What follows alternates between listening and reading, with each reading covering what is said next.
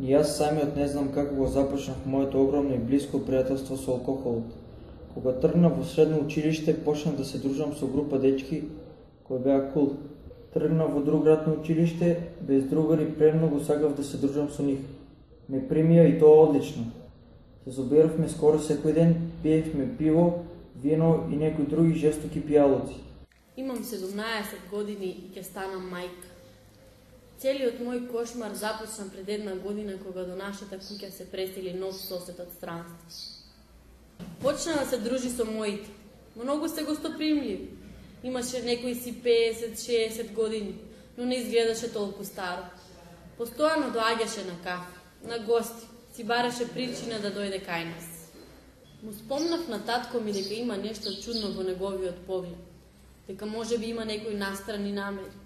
Ме плашеше на вистина, а од самиот негов поглед сватив дека води мрачен живот, бесен, дека е гладен за жртва. Не сакав да завршам во канџите на тој звер и почнав да бегам од него. Кога доаѓаше кај нас, седев во собата. На улица го вртев погледот, не сакав да го поздравам. Едноставно си го живеев животот и уживав во младост. Беше сосема случајно, дури не ни очекував. Ја изгубив мајка ми во сообраќајка. На никаков начин не можев да поднесам таа загуба, бидејќи бев многу приврзан со неа.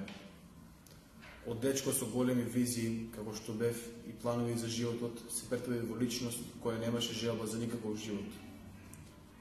Постојано тражев нешто со што ќе можам да ја прекријам отсуството на мајка ми, но тоа барање почна да оди во надолна линија.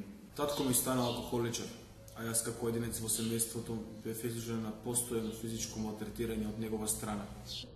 По 3 месеци постојано пиење, буквално секој ден, завршив на клиниката за токсикологија со прекумерен алкохол во крвта. Мислев дека тој момент ќе умрам, затоа што толку имав испиено што изгубив свест за се околу мене. До тој степен да завршам и на клиника. Ужас. Бев одлучен дека повеќе нема да ставам капка во моето уста. Воопшто.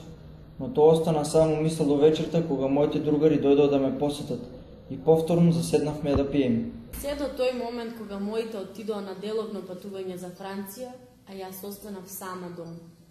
Како по навика, тој дојде. Јас не ни предпоставив дека тие очи ќе ги видам пред вратата. Погледот му беше уште помрачен. Неговата злобна насмевка беше исцртана на неговото лице. Таква страшна линија, што уште веднаш знаев дека наумил нешто во неговата мала пилешка глава. Додека рефлективно се сетив дека треба да ја затворам вратата и да ја заклучам, јас веќе бев во неговите канџи. Мој поранешен другар почна да се занимава со продавање на дрога и наркотици. Во тие моменти мислев дека тоа е единствено нешто кое може да ме спаси од целиот гнев и чувство на загуба. Уште веднаш почнав со кокаин, во мала доза и со марихуана. Еден месец користев и самиот разум почна да му убедува дека оно што го правам на вистина добро. Но всушност ситуацијата ми стана уште полоша.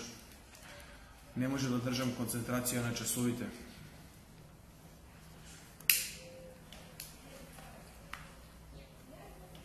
Немав никаква комуникација со учениците. А дома ми стана се едно дали секој ден ќе ја добивам ќоте од татко ми или не. Повторно се вратив на истиот пат. На 17 година алкохоличар кој не може да издржи без вино ни еден ден. Лечењето се уште трае.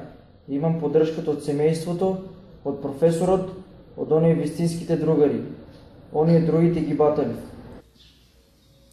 Се уште не можам да се помирам со фактот дека не знам на кој начин заврши во таква ситуација.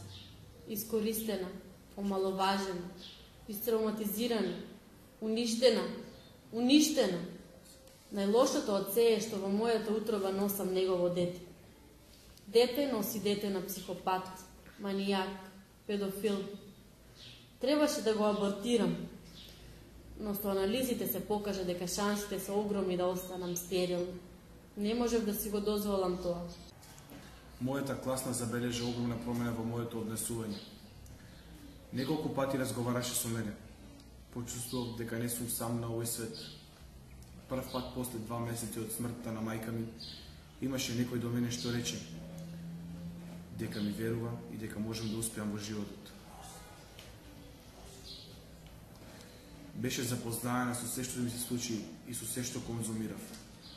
Сега сум добар, можам да бидам подобар за моје добро, за доброто на сите. Морав да продолжам со животот, за мене, за моето дете, за тоа дете кое воопшто него ни сака. Ама нештата ќе се сменат, мора да се сменат. Знам дека ќе се сменат. 8 месеци поминаа.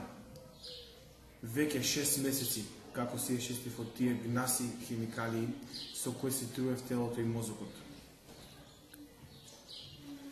Добро е што ја добив помошта на време. Сега можеби и немаше да бидам тука. Можеби ќе бев со мајка ми. Ама не. Имам цели во животот. Морам да ги исполнам.